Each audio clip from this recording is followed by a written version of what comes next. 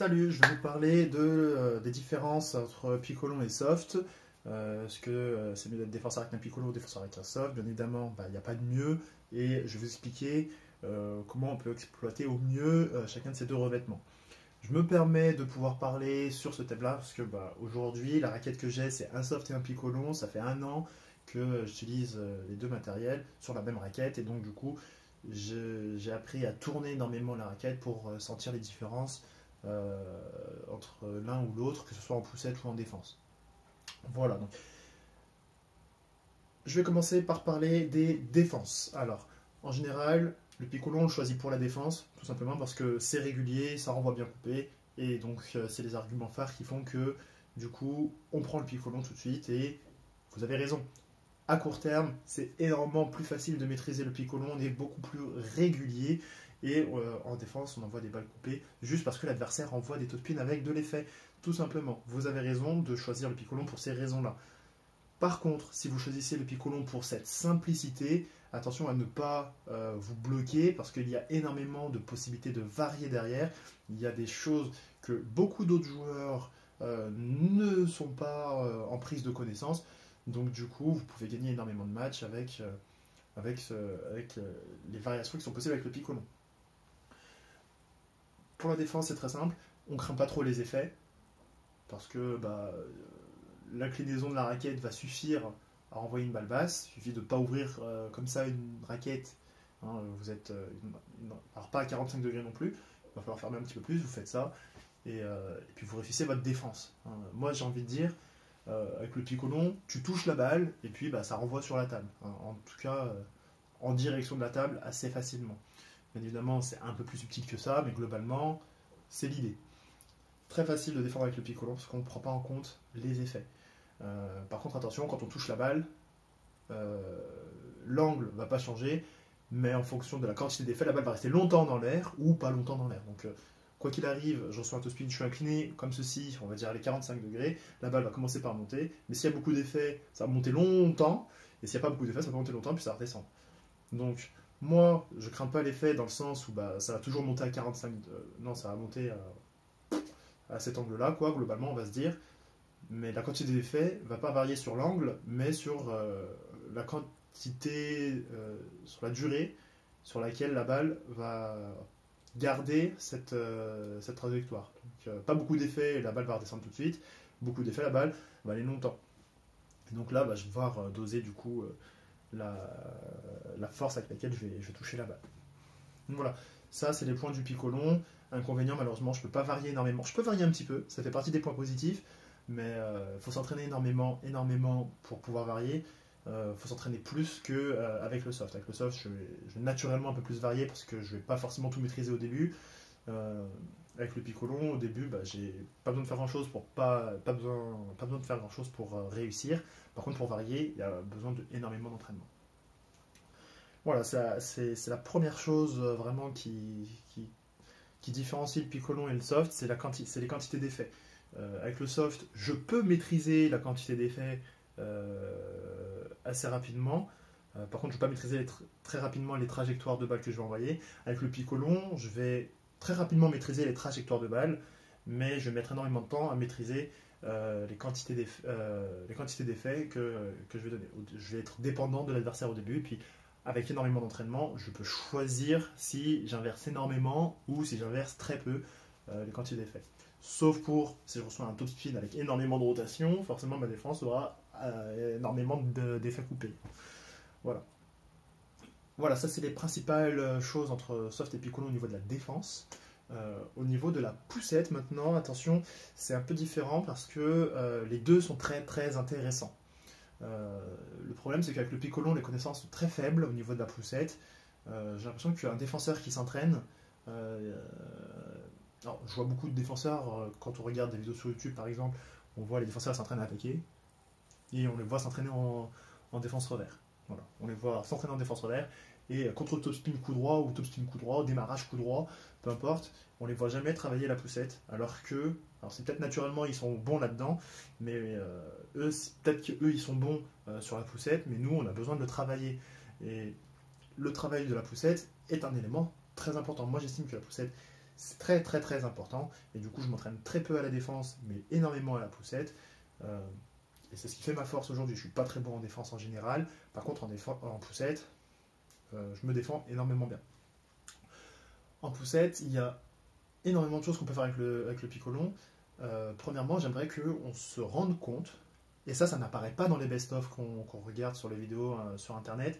Sur les best-of, on ne voit pas des points qui se terminent par poussette pico long, top spin dehors. Ça, on ne voit pas. Et pourtant, combien de fois ça arrive? Vous regardez le best-of d'un match, vous voyez les 15 meilleurs points, 15-20 meilleurs points du match. Et ben, sachez que les 50 autres points, c'est une faute à cause d'une poussette pico. Ah, j'exagère un petit peu, d'accord.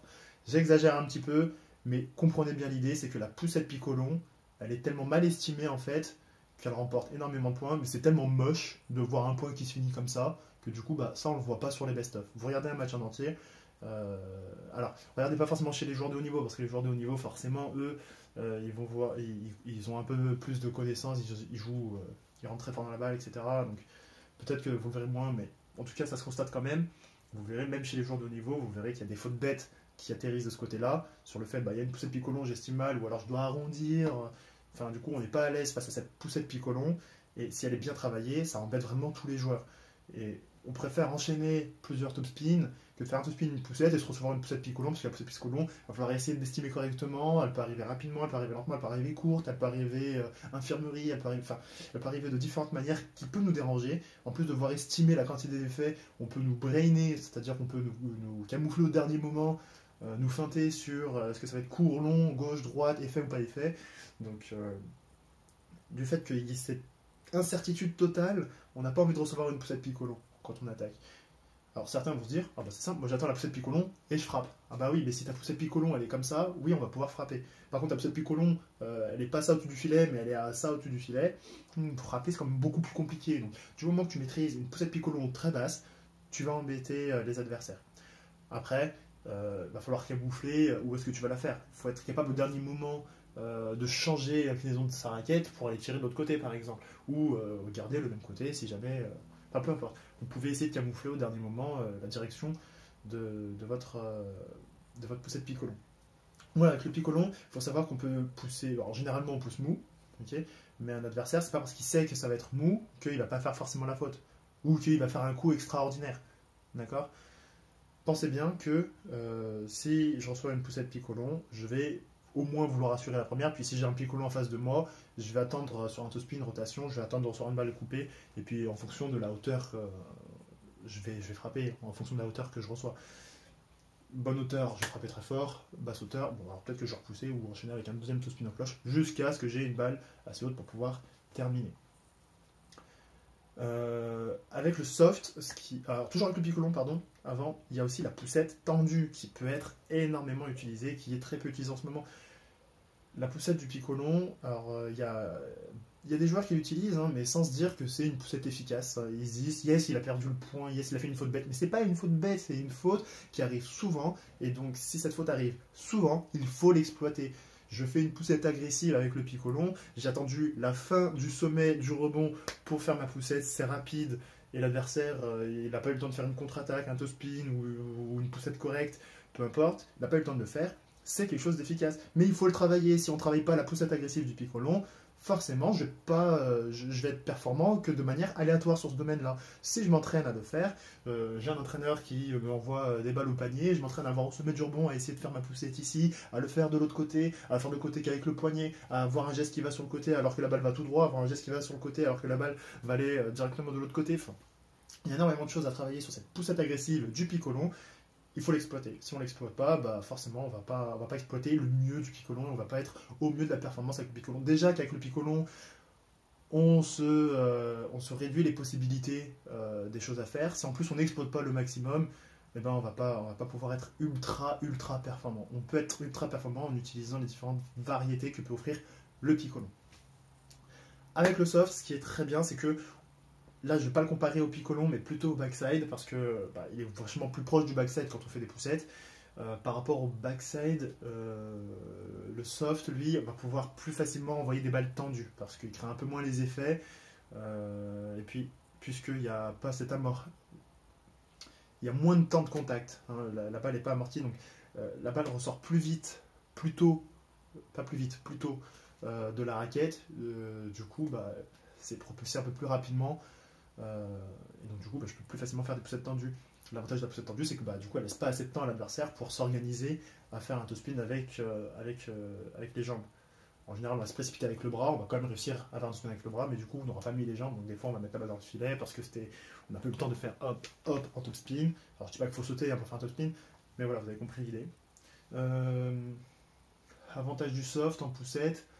Il y a la poussette tendue et après, si, il y a cette fameuse caractéristique que moi j'utilisais tout au long de ma vie de défenseur, c'est que bah, on estime qu'avec le picolon, bah, il n'y a pas d'effet en poussette. Alors maintenant, bah, je suis quand même bien classé, du coup, bah, les adversaires se disent ah, il est capable de couper avec un soft. Ok, d'accord. Mais avant, c'était pas le cas quand j'étais classé 11, 12, 13. Les gens se disaient, mais les gens ne comprenaient pas. Ils se disaient, mais c'est pas possible, il a un soft, il peut pas couper. Et il continue à faire des fautes, des fautes, des fautes, des fautes. Bah, réfléchissez un petit peu. Vous faites des fautes. Bah, changez la faute. Mettez-la dehors au moins. Essayez de la mettre dehors. Bah non. Faute, faute, faute, faute. Bon, alors, je dis pas que je faisais juste une poussette et puis je m'en allais. C'est pas ça que je dis. Mais globalement, l'idée des joueurs, c'est avec un soft, il n'y a pas d'effet. Un soft, c'est une plaque, comme le backside, pour jouer comme avec un backside, mais sans effet. Bah, c'est faux. Donc profitez-en, hein, coupez la balle avec le soft et vous allez gagner tous ces gens qui ne sont pas capables d'avoir la bonne réflexion vis-à-vis de ça. Voilà, donc c'est un peu les avantages qu'on a avec le soft. Je résume un petit peu. Globalement, on n'a vraiment pas les mêmes choses.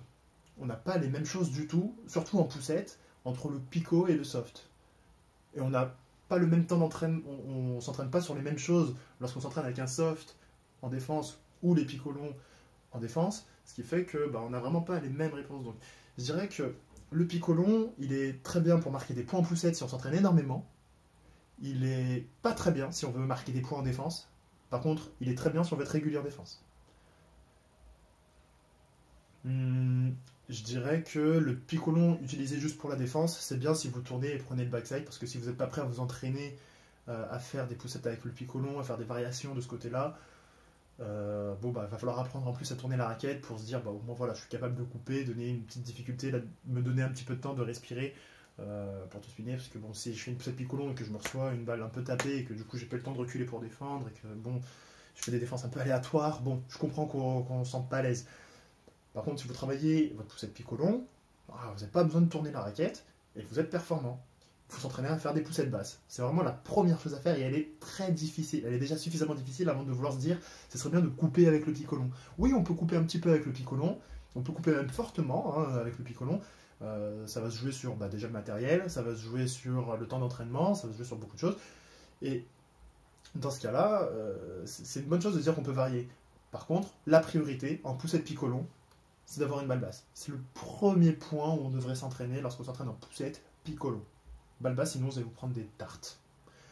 Lorsque vous êtes avec un soft en défense, lorsque vous utilisez le soft, quand vous voulez être défenseur, vous voulez utiliser le soft, la première chose sur laquelle il faut s'entraîner, c'est pas la poussette, parce que naturellement c'est quand même un petit peu coupé. C'est beaucoup plus par rapport à la défense, la lecture, effet et trajectoire de balle. Donc il faut vraiment jouer avec différents joueurs, hein, plein de joueurs, vous jouez avec plein de joueurs différents pour comprendre un petit peu quel geste sur quel type de topspin, quel geste sur quel type de topspin. Et après vous pourrez chercher éventuellement à varier la quantité d'effets que vous voulez renvoyer. Voilà, donc c'est vraiment deux mondes différents de la défense, entre défendre avec un picolon et défendre avec un soft. Moi j'ai utilisé du coup les deux pendant un an et pour moi, c'est très bien d'avoir d'un côté, alors c'est surtout les caractéristiques d'une plaque adhérente, soft, et d'une plaque peu adhérente, picolon. Et donc, soft, on pourrait le comparer, le plaquer avec le backside, l'un ou l'autre, combiné à une plaque peu adhérente, picolon ou anti-top. C'est vraiment des combinaisons l'une avec l'autre, c'est vraiment plutôt très bien. Soft et backside, c'est bien, mais du coup, ce que tu fais avec le soft, tu peux le faire avec le backside, ce que tu fais avec le backside, tu le fais aussi avec le soft, donc tu peux. Voilà, il faut vraiment vouloir être axé sur la variation pour être de ce côté-là. Et puis ici, utiliser et piccolon et anti-top, pour vraiment vouloir, je sais pas, moi, comment on pourrait se retrouver à avoir un piccolon et un anti-top sur la même raquette. Faut vraiment pas vouloir mettre de l'effet, quoi, hein. Ce serait incroyable de refuser de gagner en mettant de l'effet. Voilà, faut vraiment se dire, c'est l'économie. C'est pour vraiment y dépenser le moins d'argent possible pour que la raquette elle dure toute la vie. Je prends ce piccolon, cet anti-top, voilà, je prends un bois, et maintenant bah, j'ai ma raquette pour toute la vie. Et puis ça pourrira jamais, quoi. Un piccolon ça peut durer toute une vie, un anti-top encore plus, voilà, pas besoin. Voilà, mais combiner l'un avec l'autre, ça me semble assez intéressant. Ça permet d'avoir et de la variation et de la stabilité. Et voilà, on demande ça pour un défenseur, faire, c'est des choses qu'on demande. Petite précision quand même, ce qui est important c'est d'avoir au moins une de ces plaques-là pour une raison, c'est pour être à minima agressif n'importe quand. C'est-à-dire que je vais pouvoir attaquer à tout moment. C'est-à-dire avec le soft, si j'ai une balle basse, je peux quand même faire un top spin rotation, enfin je peux quand même faire un petit top spin, voilà, pour ensuite éventuellement sanctionner et frapper. Alors que bon, si j'avais piccolon et anti-top, bah, je pourrais faire un porté, mais je pourrais pas finir sur une deuxième balle, donc ce serait dommage. Donc, voilà, une de ces deux plaques, on peut tourner la raquette pour essayer d'attaquer n'importe quelle balle, ou n'importe quel petit enchaînement de balles, surtout l'enchaînement qui est plutôt important, mais après on peut s'attaquer une balle en particulier pour marquer le point. C'est pour ça que je ne conseille pas effectivement d'avoir et un anti-top et un piccolon, et si jamais vous connaissez quelqu'un qui a cette combinaison qui arrive à avoir des résultats très corrects, hein, alors quand je dis des résultats très corrects, dites-moi un joueur qui a réussi à déplacer le classement 11, quoi, 10-11. S'il n'a pas déplacé le classement 10-11, voilà, beaucoup de gens avec seulement un piccolon vont arriver jusqu'au classement 8-9, bon, pourquoi pas 10, 11, même plus, hein. Donc voilà, je voudrais bien voir vraiment quelqu'un qui arrive à 10, 11 et plus. Si vous arrivez à m'en trouver un, je serais curieux de voir à quoi ça ressemble, quoi, en défense. Allez, salut!